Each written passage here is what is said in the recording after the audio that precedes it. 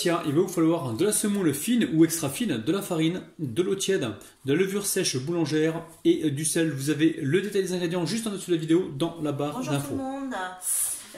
On commence à la barakatilla.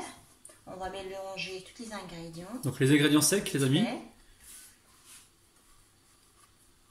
Alors là on mélange les ingrédients secs, à savoir donc la semoule extra fine ou fine, la farine et le sel. Allez, bismillah. Et là tu fais quoi? Donc tu rajoutes l'eau tiède Voilà, avec la levure. Il y a la levure déjà dedans les amis. Attends, je vais pousser un petit peu pour que mes abonnés voient. Voilà, nickel. Alors là elle est en train de rajouter donc la farine petit à petit les amis. L'eau petit à petit. L'eau petit à petit. Oula, heureusement que tu suis toi. Donc l'eau petit à petit. Donc là, elle est en train de bien pétrir sa pâte. Donc il y a plusieurs façons de faire cette recette. Vous pouvez, généralement, on le fait aussi au mixeur. On le fait au blender. Donc aujourd'hui, elle vous montre l'astuce qui est vraiment facile à la main. Parce que je sais qu'il y a beaucoup de mes abonnés qui ne sont pas forcément équipés.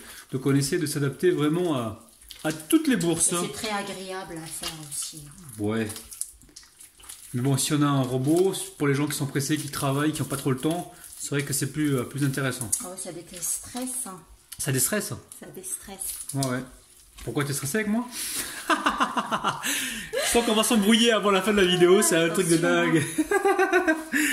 On va rester concentré sur la recette parce qu'on est capable de s'engueuler. Ça peut finir mal. Ça peut finir mal les amis, donc on va se calmer là. Donc là tu as encore rajouté de l'eau avec la levure. Petit à petit. Voilà. Donc là ce qu'il faut c'est obtenir quoi? Une pâte à crêpes. Une pâte... Une consistance de pâte à crêpes. Tout à fait ça. Voilà. Alors évidemment, vous avez débactérisé vos mains avec le vinaigre. Combien de temps tu vas la pétrir ta pâte là? Là, tu es en train de la tabasser là ta pâte. Combien de temps tu vas la pétrir? Alors à peu près 10 minutes? Oui, 10 minutes à peu près. 10 minutes, d'accord. T'as pas rajouté toute l'eau, hein. Il en reste encore ici les amis. Encore, mais je vais le rajouter. Voilà, on va la rajouter petit à petit.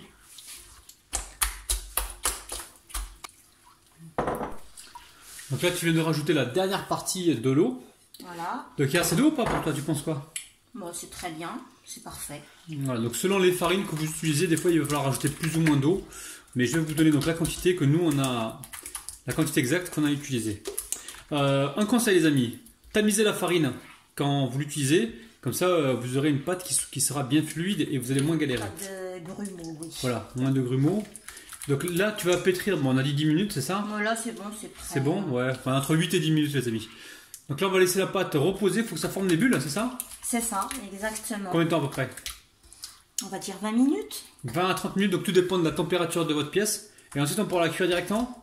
Oui, tout à fait. Ah, ben génial alors. À tout de suite, les amis. Alors, au bout de 30 minutes, là, on voit que la pâte, elle a commencé à faire des bulles. Donc là, si elle me dit que c'est bon. Donc là, tu présentes voilà, ta poêle. Alors, vous pouvez la huiler légèrement hein, si votre poêle, elle accroche. Donc là, à froid. Donc la poêle, elle est froide. Elle va mettre directement la pâte dedans. Et ensuite, elle va partir sur le feu.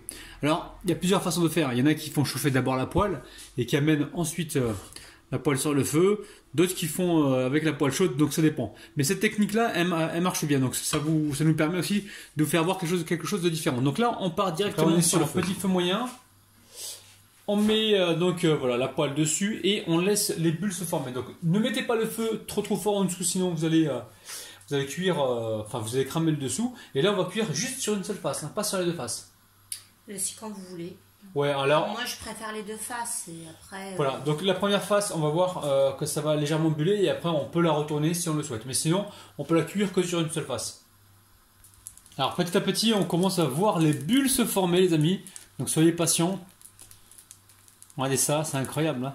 Crêpe 1000 trous, on appelle ça aussi. Donc là, on laisse les trous se former. Et comme je vous ai dit, mettez pas le feu trop fort. Restez bien sur un feu moyen. Là, on voit que ça avance hyper vite. Donc ma femme elle vient de me dire sur un feu un peu plus que moyen. Donc on va écouter, hein, c'est sa recette. Là, petit à petit, les trous, dès qu'on voit plus de pâte fraîche dessus, c'est que le bérélé il est cuit.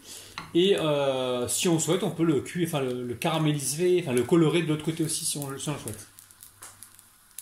Alors on arrive en fin de cuisson. Alors Asia, ce qu'elle va faire, c'est la poêle, elle va la mettre à refroidir sous l'eau à chaque fois parce qu'elle va mettre de la pâte dans la poêle froide. Donc elle va la passer sous l'eau froide la sécher un petit peu et puis après remettre de la pâte.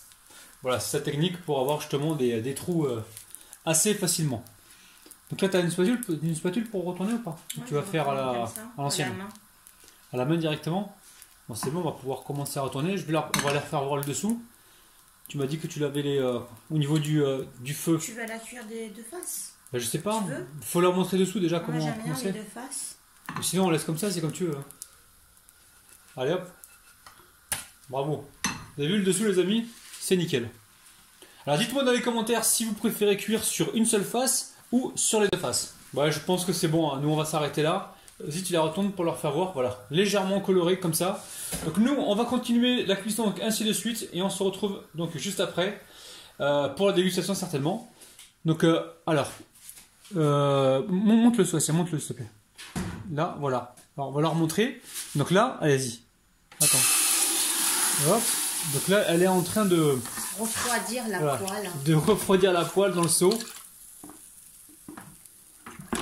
Donc là, elle met directement la pâte. Hein. Elle n'a même pas essuyé la poêle, il n'y a pas besoin. C'est avec la chaleur, donc l'eau s'est évaporée. Et rebelote. Voilà famille, ça y est, Rabinette a fini sa recette de berlel. Alors dites-moi dans les commentaires si vous dites berlel ou khlengo. Donc là, il en reste encore une qui est en cuisson. On a pu en faire au moins 6, donc avec cette quantité-là. Enfin, 6 petites. Est-ce que vous voulez voir l'intérieur, les amis? On leur montre ici à l'intérieur?